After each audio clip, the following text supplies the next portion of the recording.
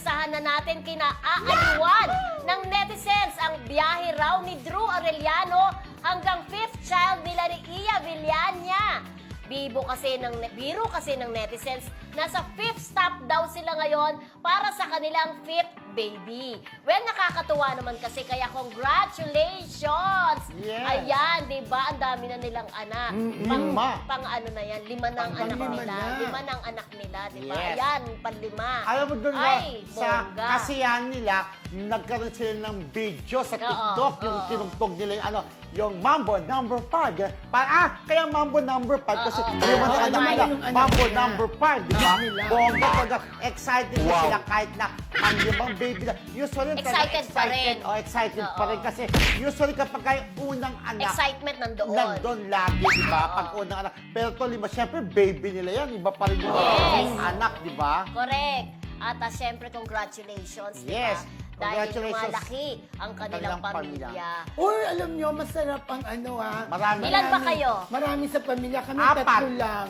Pero Ikaw, 4 ka. kapag 3 lang kami, kapag nakikita ko yung maraming magkakapatid. Kami 7. Ang saya-saya. Gusto ko yun. Correct, di ba? Pagka mga bata, naglalaro-laro kayo magkakasama.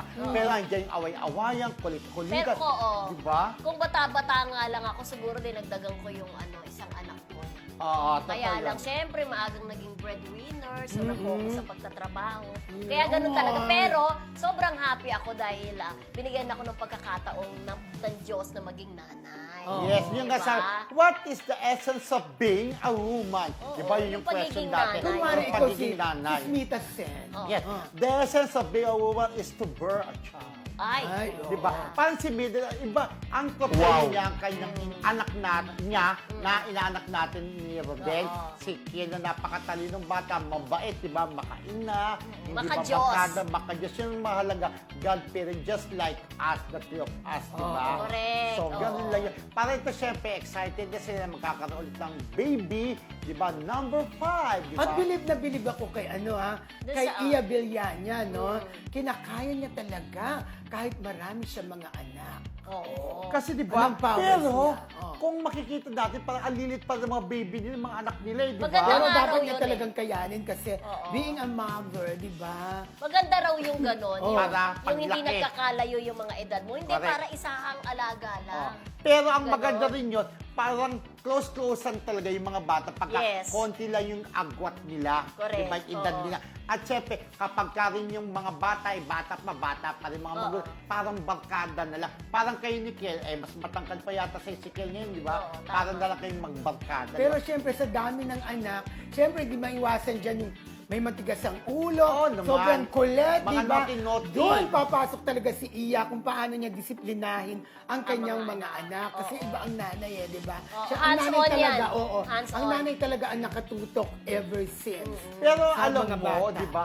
Paano Ever kaya since sila daw. magdisiplina sa mga anak nila, si Iya at saka si Drew? Kasi ako naalala ko talaga nung bata ako, pinapalo kami ng sinturon Sinturon kami dati.